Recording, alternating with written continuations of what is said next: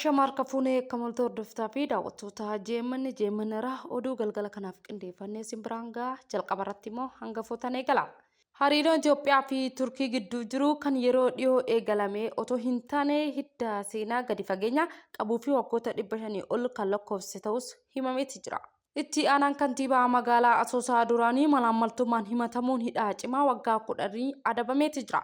Buqqaatota Suudaan 500 fi 29 ol waggaa 2 keessatti gara biyyattii deebi'uu gamtaan mootummoota ibseeti jira. Egaa hordoftoota fi daawwattoota keenya kunneen hangafoota oduuti amma gara baleen oduu keenya isin dabarsa.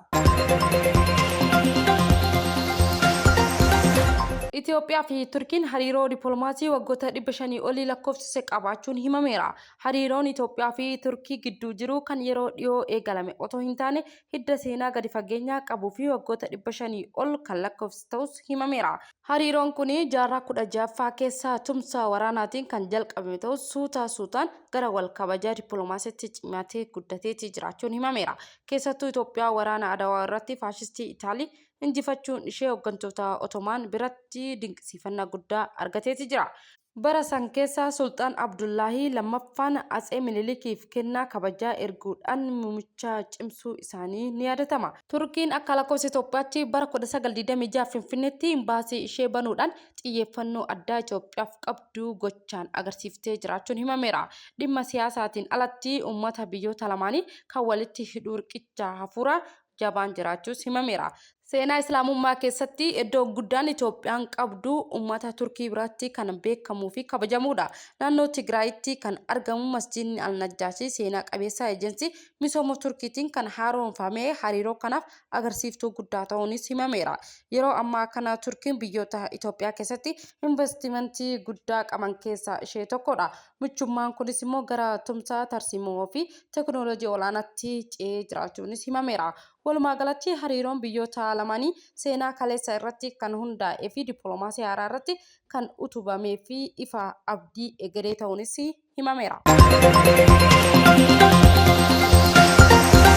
Itti aanaan kantiibaa magaalaa Asoosaa duraanii malaammaltummaa himatumaan hidhaa cimaa waggaa 10 adabame. Manni murtii olaanaa magaalaa Asoosaa itti aanaa kantiibaa bulchiinsa magaalaa Asoosaa duraanii obbo Nigaatuu Qilxuu bultii malaammaltummaa raawwateen hidhaa cimaa waggaa 10 fi adabbii mallaqaa akka itti murteessan beeksisaniiru. Manni murtichaa dhaddacha gurraandhala 16/2026 ta'een himatamaa kana labsii yakka malaammaltummaa aangoo seeraan ala fayyadamuu fi mallaqa mootummaa saamuun himatu isaa ibseeti jira. Kanaanis immoo manni murtichaa ragaa dhuunfaa fi sanada abbaa alangaa erga qoratee booda gochi isaa yakka cimaa akka ta'e argamuun adabbiin kun itti muramuu ibseera. Itti aanaan kantiibaa magaalaa Asoosaa duraanii kun erga himannaawwan lamaan yakkamaa ta'uu mirkanaa'ee booda manni murtii hidhaa cimaa waggaa 10 fi mallaqa birrii 4,500 akka adabamu murteessuu ibsuudhaan adabbiin kun seera adabbii yakkaatti kan shallagame ta'us ibsameera. Adabbiin hidhaa fi mallaqaa kanaan alatti qabeenyi ilma isaa fi namoota dhuunfaa adda addaatiin akkaataa hin malleen aangootti aanaa kantiibaa fayyadamuun saamamee ture seeraan akka to'atamu manni murtichaa qabeenya mootummaa fi galii akka ta'us murteessuu ibseera. Murtiin kun bu'uura tumaalee labsii adeemsa falmii addaa fi mirga farra malaammaltummaa lakkoofsa 434 fi muraa 1979 fi labsii fooyya'insa isaa irratti kan hundaa'e ta'us manni murtichaa eeretti jira. Qophiin duula filadhaa paartii badhaadhinaa fi Izeemaa eegaluun himame. Paartiin badhaadhinaa fi paartiin lammiilee Itoophiyaa haqa hawaasummaa fi filannoo waliigalaa marsaa 7ffaa qophii duula filadhaa taasifamaa jiraachuus ibsaniiru. Paartiin badhaadhinaatti hoogganaan damee hariiroo uummataa fi idil addunyaa Dr. Biqilaa Hirrisaa fi turtii faanaa miidiyaa korporeeshinii waliin taasisaniin paartichi duula filadhaaf qophii gahaa taasisaa jiraachuus himan. Hoogganaan hariiroo uummataa paartii Izeemaa Iyyu'eel Salamoon gama isaaniitiin adeemsi filannichaa qofaaf koreen hundeessuun hojiitti galamus dubbataniiru. Koreen kunillee manifeestota paartichaa beeksisuun dabalatee duula filadhaa akkaataa gabatee kaameen kan waliin gahuudhaan jedhaniiru. Paartileen siyaasaa kunneen immoo dameelee garaagaraan fuulduratti hojjechuuf kan karoorsee duula filadhaa beeksisuuf kan hojjetaa jirus ta'us eeraniiti jiru. Buqqaatonni Suudaan kuma 500 fi kuma 29 ol waggaa lama keessatti gara biyyatti deebi'uu gamtaan mootummootaa ibseeti jira.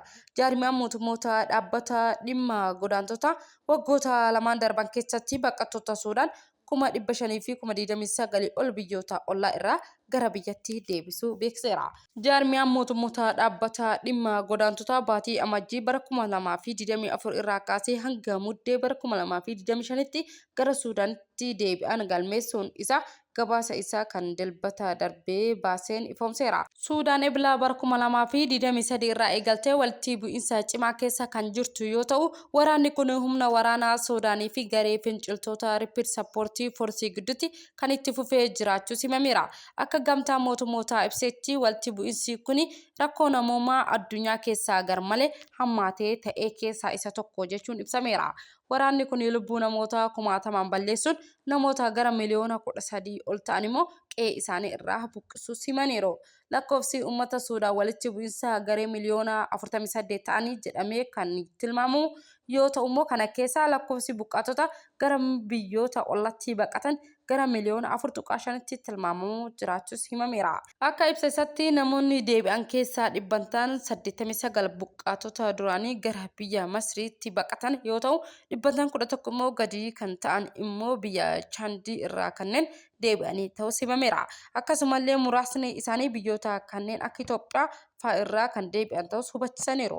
Namoonni deebi'an ilaalchisee dhibbantaan 41 sababa nageenya fooyya'ee fi kan deebi'an ta'uu eeruudhaan akkasumas immoo dhibbantaan 26 sababa hojii fi filannoo jireenyaaf akkasumallee dhibbantaan 19 maatii isaanii ilaaluuf dhibbantaan 9 immoo dhiibbaa seeraa fi sababoota garaagaraatiin kan wal qabatu ta'us himanitti jiru. Dhaabbatichi itti dabaluudhaan akka ibsetti namoonni deebi'an keessaa dhibbantaan 67 gara naannoo isaanii duraanii jiraatanitti deebi'uuf fedhii qabaachuus yaadachiisanitti jiru. Egaa hordoftoota fi daawwattoota GMN irraa oduun galgala kanaaf qindeeffannee kana fakkaata. Hanga ammaa waan nu hordoftaniif nu daawwattaniif galata guddaa qabdan jecha miidiyaa keenya subscribe, like, share gochuun hin dagatinaa.